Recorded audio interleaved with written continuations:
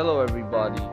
So we will be talking about the effectiveness of sports participation for patients with depression.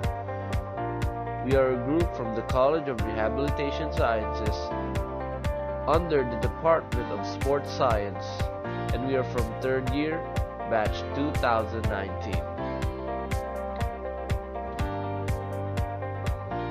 Background.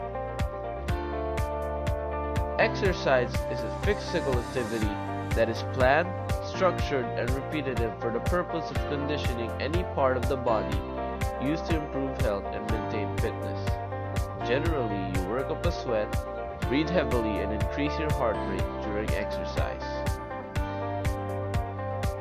There are 4 exercise types: endurance, strength, balance, and flexibility. Endurance increases your breathing and heart rate. They keep your heart, lungs, and circulatory system healthy and improve your overall fitness. Building your endurance makes it easier to carry out many of your everyday activities. So, examples would be like brisk walking or jogging, yard work, mowing, raking, digging, and of course dancing as well. The next type of exercise is strength exercises, which make your muscles stronger. They may help you stay independent and carry out everyday activities such as climbing stairs and carrying groceries. These exercises are also called strength training or resistance training. Types of these exercises would include lifting weights, using a resistance band, and using your own body weight. The next type is the balance exercises, which help prevent falls, a common problem in older adults. Many lower body strength exercises will also improve your balance, like standing on one foot, heel-to-toe walking, and of course, as the picture shows, Tai Chi.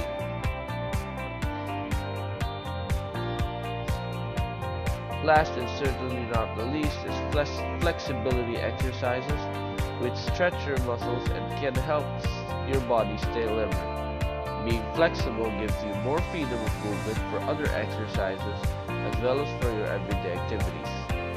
Examples would be shoulder and upper arm stretch, calf stretch, and yoga. So let's talk about the levels of exercise. Intensity is the amount of physical power expressed as a percentage of maximum the body uses in performing an activity. For example, it defines how hard the body has to work to walk a mile in 20 minutes or to play a game of tag. So there are 3 different levels of exercise intensity, which is low, moderate, and high, which can be measured by heart rate, and to a more subjective level, can be measured by RPE or rate of perceived exertion. But for now, let's focus on the heart rate. So for low intensity, it is about 40 to 54% of maximal heart rate. Moderate intensity would be 55 to 69% maximal heart rate, while high or vigorous is equal to or greater than 70% maximal heart rate. So moving forward, what is depression? Because depression is our main topic for this lecture. So depression is a common and serious medical illness that negatively affects how you feel, the way you think, and how you act. Fortunately, it is also treatable. Depression causes feelings of sadness and or a loss of interest in activities once enjoyed. It can lead to a variety of emotional and physical problems and can decrease a person's ability to function at work and at home. Depression symptoms can vary from mild to severe and can include feeling sad, loss of interest, changes in appetite, trouble sleeping, loss of energy, increase in purposeless physical activity, feeling worthless, and possibly the worst of them all, thoughts of death or suicide. So what do we do as experts in this field? Well, as sports scientists, it's important that we know how sports and physical activity can affect the body as well as the mind of a person. We are not only handling athletes but as well as the special population such as people who have depression or people who have other conditions. Exercise can be a way in tackling depression, and this intervention can be much cheaper treatment than pharmacologic drugs. That's why utilizing this treatment can be beneficial to all who are struggling with depression. Having this in mind, we can expand our knowledge and our help that is only limited to those avid sports science enthusiasts, but also to the sedentary people. Overview of searching. So the databases that we used were from Science Direct, from the Journal of Sports and Exercise Medicine, and elsewhere. So we identified 4 articles from the journal.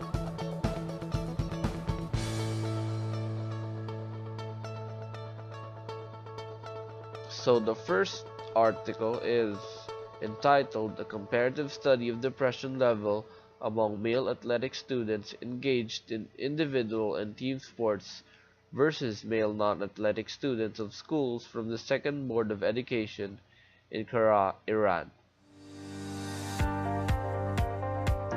So the study uses a descriptive type of study. The population includes students of schools from the Second Board of Education in Qara in the academic year 2005 to 2006. 80 male non-athletic students that did not engage in any sport activities were chosen randomly. So participants were divided into 3 groups: 80 male non-athletic students without physical activity, 40 male athletic students playing individual sports, and 40 male athletic students playing team sports. For the data gathering analysis, the questionnaire provided based on the Beck Depression Inventory was distributed among the testees. This inventory is a good scale to distinguish healthy people from patients. This inventory includes 21 4-answer questions. Scores ranging from 1 to 3 have been assigned to every question. Based on the testees' answers, they will be assigned scores out of 63. In this study, they used a non-parametric test, which is the Mann-Whitney test. So the study didn't mention any statistical test that was used, so the group decided to find the test by analyzing the study. Mann-Whitney test was used because the dependent variable is an ordinal scale of measure and the study uses an independent between group. So the next article is entitled "Benefits from Aerobic Exercise in Patients with Major Depression, a Pilot Study."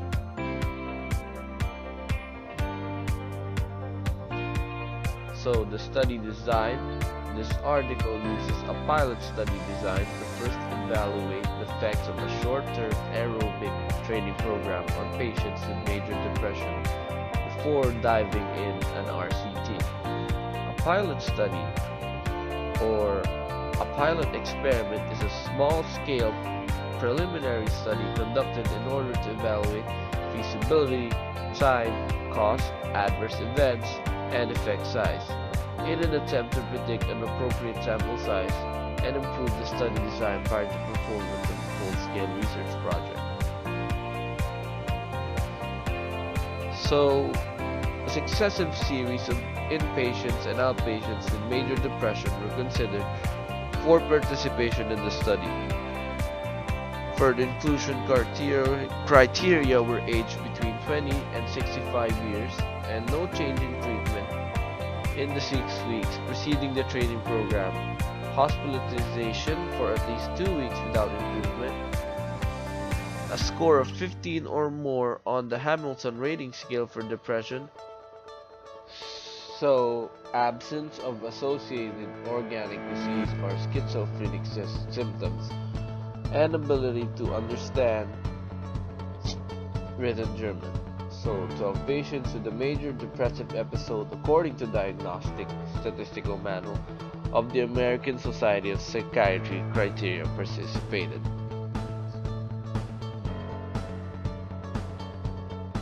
Data gathering procedures. Severity of depression was rated at the beginning and end of the program by psychiatrists using the HAM-D. Patients rated their mood daily with a visual analog scale ranging from 0 to 10. And at the start, on the 5th training day, and at the end of the training program with a scale of self-assessment of depression. Depression scores before and after training were compared by the two-tailed Wilcoxon test. Correlation between subjective and objective improvement in depression was evaluated using the Spearman-Rank correlation test. So, the third study is a randomized trial of aerobic exercise and cognitive control in major depression. The design for this study was a small randomized parallel group trial of aerobic exercise group and placebo exercise group on cognitive control in individuals with major depressive disorder. So, 50 participants with a current diagnosis of MDD who met the inclusion criteria were initially enrolled and randomized. 40 individuals initiated participation in their assigned intervention, but the 50 participants were now trimmed to 30 individuals completed all treatment and testing sessions. So, data gathering procedures. Disorders, 4th and 5th edition, and International Classification of Diseases. Psychiatric disorders. For depressive symptoms, the Beck Depression Inventory was used. To test the effects on depressive symptoms, rumination and aerobic fitness condition was used as the between subjects variable and time as a within subjects variable. For cognitive outcomes, condition was also used as a between subjects variable, while again time and congruency were within subject variables. Lastly, pre to post change in Antu amplitudes, depressive symptoms, and rumination were examined with bivariate correlations. Statistical analysis. Descriptive statistics were initially performed on participants' demographic, clinical, and neurocognitive data. Group differences in baseline measures and symptom scores were evaluated by ANOVA or chi-square test. Repeated measures of analysis of variance were used for all statistical tests with the family-wise alpha level set at 0.05. Training fast or slow.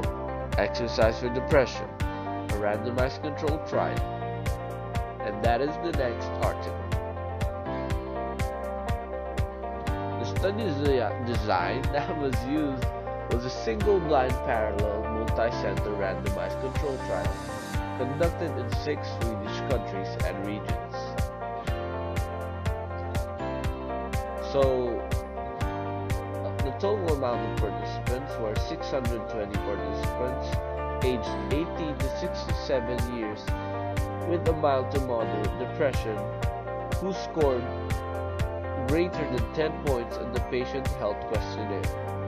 So these participants were divided equally into 2 groups, which is the intervention group and the control group.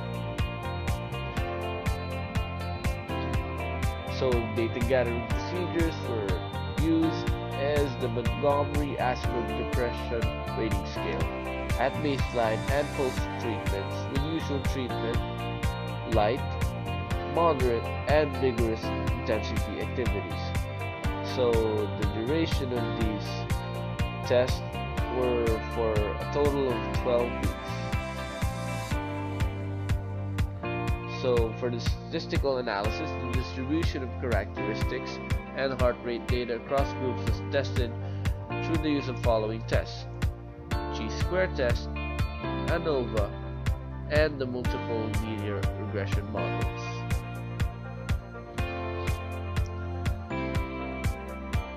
So the overview of the results of all articles.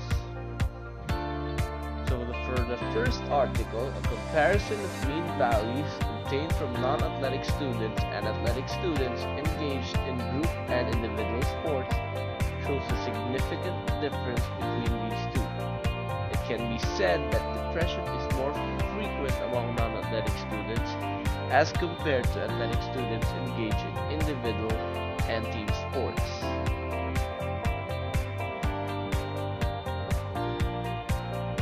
For the second article, the study showed that aerobic exercise can produce a substantial improvement in mood in patients with major depressive disorders in a short time. In addition, the magnitude of symptom reduction, the temporal association between the start of the training program and clinical improvement, and the consistency of mood changes among the patients strongly suggest aerobic exercise as a cause of improvement.